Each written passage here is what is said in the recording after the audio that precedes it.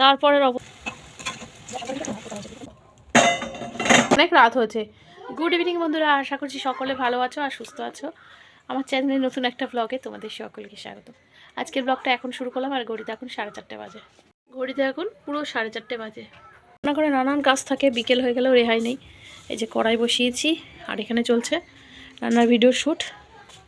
এখানে আমি আজকে ভাজা পুলি করবো। এই যে ভাজা পুলিগুলো বানানো হয়ে গেছে, মানে পুলিগুলো বানানো গেছে, এগুলো ভাজা হয়নি, এখন ভাজবো। চলো,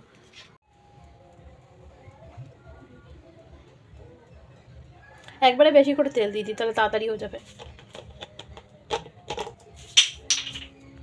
কড়াইতে আমি তেল বসিয়ে দিয়েছি আর তেলটাকে আমি গরম করে নেবো ভালো করে। এবার আমি এগুলোকে উল্টে দেবো।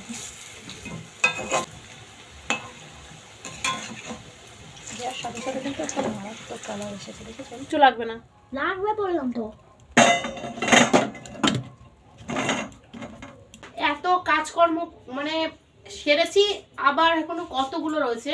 সন্ধ্যা হয়ে গেছে, 5টা বাজে, আর এই রান্না শুধু দুষ্টুমি করে যাচ্ছে। আর এই দেখো,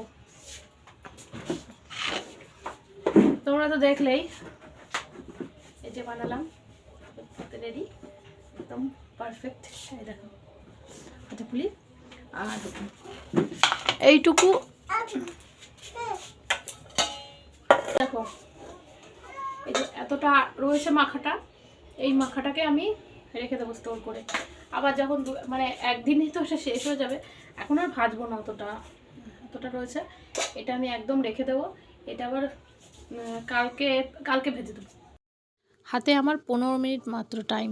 15 মিনিটের মধ্যে এই বাসন ধোয়া, ঘরটা আমার একটু ঠিক করতে হবে, ঝাটফাট দিয়ে ধুয়েছি ঘর দুয়ার, আর একটু রান্নাঘরটার মোছা, এইটুকু টাইমের মধ্যে আমার সব করতে হবে। তার কারণ সন্ধে হয়ে যাবে, এখন তাড়াতাড়ি সন্ধে হয়, তো সন্ধে হয়ে যাবে। আর এইগুলোর মধ্যে চট করে আমার এগুলো এখন বাসনগুলো বের করে চটপট ধুয়ে নিই। দুপুরবেলা এক গাদা বাসন ধুয়েছি, আবার বাসন হয়েছে, বাসন ধুয়ে আর পারি না। আজকে তবে ভাগ্য ভালো, রান্নাটা নেই, নেমন্তন্ন আছে। আজকে তো পৌষকালী পুজো, একটা বাড়িতে নেমন্তন্ন আছে, সেখানেই যাব। তো চলো কাজগুলো করে নিই, বেলাটা অনেকটা বড় হয়ে এগুলো, কাজকর্মগুলো করে নিই। এগুলো এখন সব পরিষ্কার টরিষ্কার করে নিই, তারপরে আমি সন্ধে টন্ধে দেবো। অনেক কাজ। এ দেখো, এই থালার মধ্যে ধরেছি, ধরেনি বলে আবার এটার মধ্যে রেখেছি।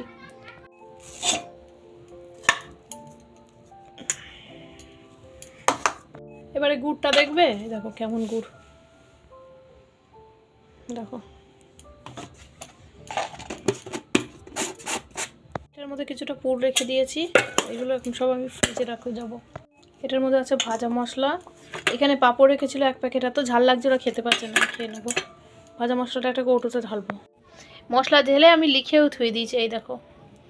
চলো এবার এগুলো ফ্রিজে রেখে দিই।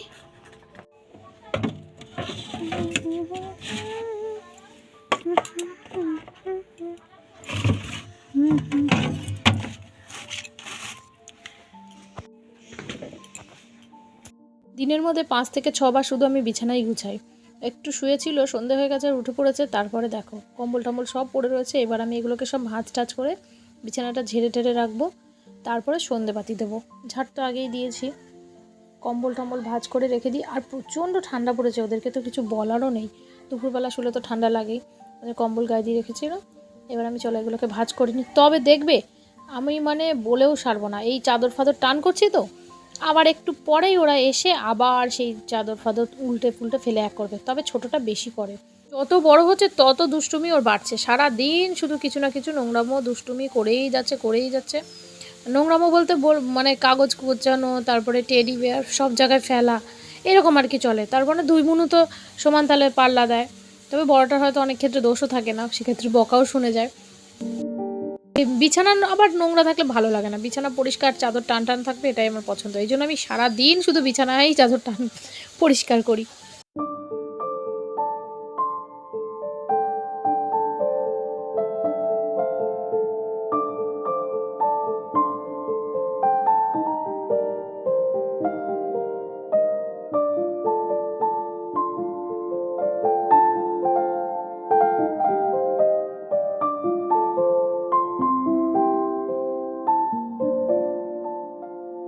বোঝো কাণ্ড, দেখো সন্ধে দিয়েছি সেইটুকুর শান্তি নেই, ও ধূপকাঠি নেবে, ধূপকাঠি জ্বালাবে, কী করি, বাধ্য হয়ে একটা হাতে ধূপকাঠি দিয়ে দিলাম। এখন আবার জ্বালানোর জন্য বায়না করছে, তো গ্যাস লাইটার নিয়ে ফলস একটু নিয়ে ওর মধ্যে ঠেকিয়ে দিলাম।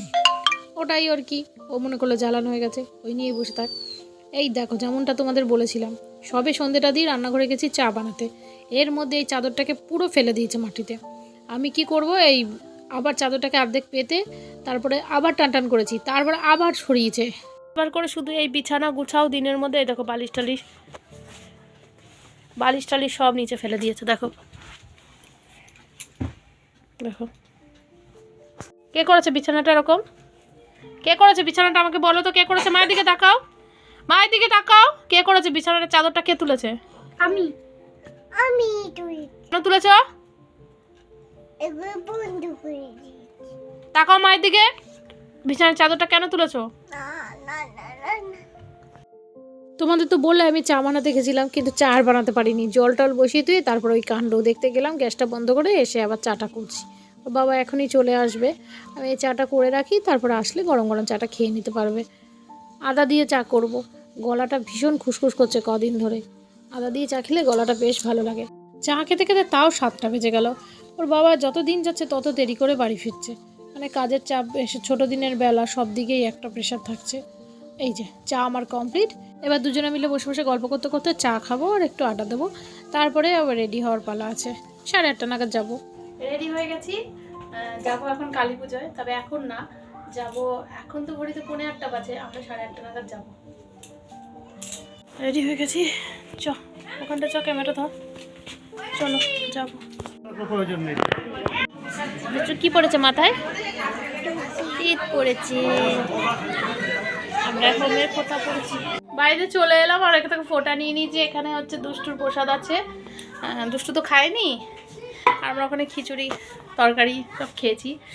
এখন এই শাড়ি খুলবো, খুলে একদম ফ্রেশ হয়ে নাইটি ফাইটি পরে তারপর, এখন 10:45 বাজে প্রায়।